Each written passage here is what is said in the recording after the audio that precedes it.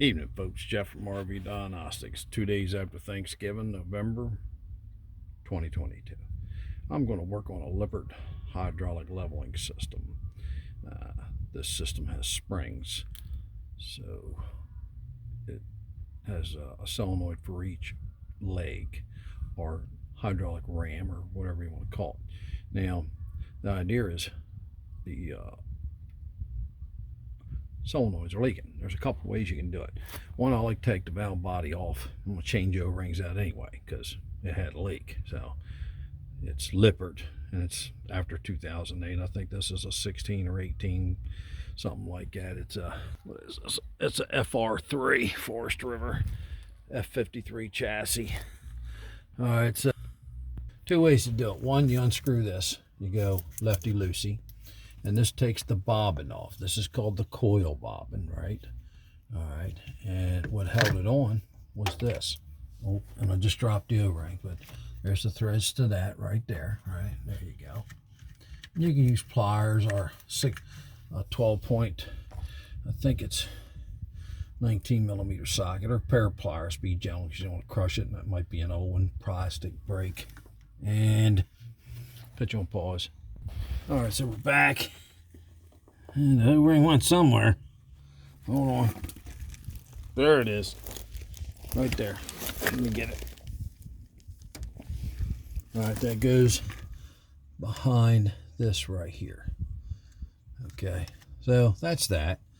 All right, now you take a wrench onto this. It's got some markings on it.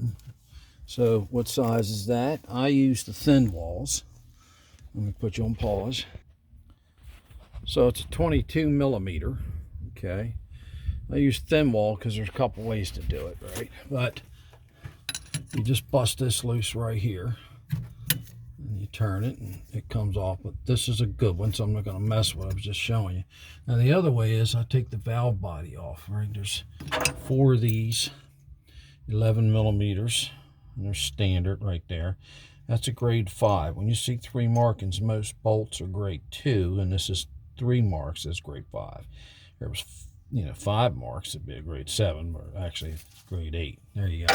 All right, so the other way to do it is the whole valve body comes up, and this lets you see some of the O-rings in there.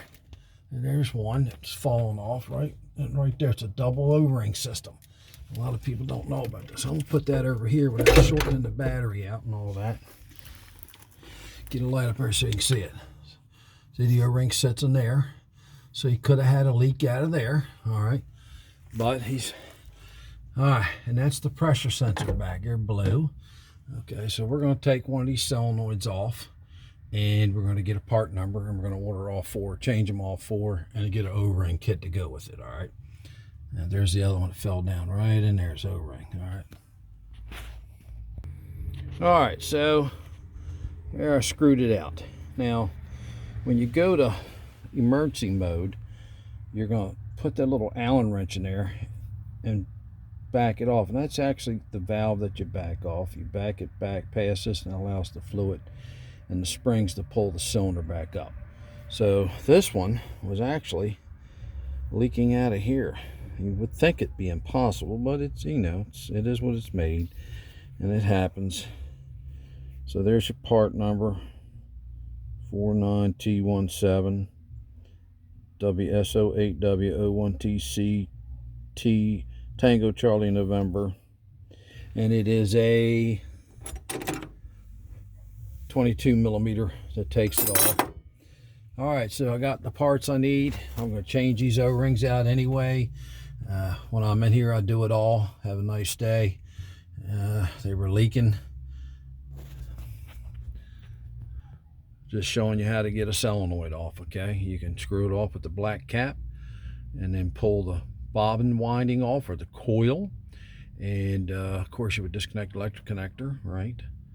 And then you would take a 22 millimeter. You could use a socket, but that's a deep socket. I just use a wrench, bust it loose. And while I'm in there, I change the manifold O-rings that I showed you. This is Jeff from RV Diagnostics. You know the motto: test, not death. What did we just do? we removed a solenoid from the valve body of a lippert leveling system, most common system out there, used on a lot of gas or chassis. Remember, this is the cap that you use. Right, bidirectional motor, you can spin it. I had to raise this up. I think I did a video. I had to raise it up because it was down in the hole and you couldn't get it for emergency mode. Okay. Remember, some of them have leveling legs with springs on, which return them. You just have to do the valve. All right, spin the valve out with a little Allen key. And some of them are different sizes. And the other one is you have to hook a motor, electric drill motor, up to like a 6-point half-inch socket, I believe. And then you spin it in the counterclock direction and open that valve open with the Allen wrench and get the jack to retract. And once it's all the way up, you turn the Allen the other way, counterclock or clockwise, I believe, and you lock the valve, and that stops the jack from drifting back down. Thank you. This is Jeff from RV Diagnostics.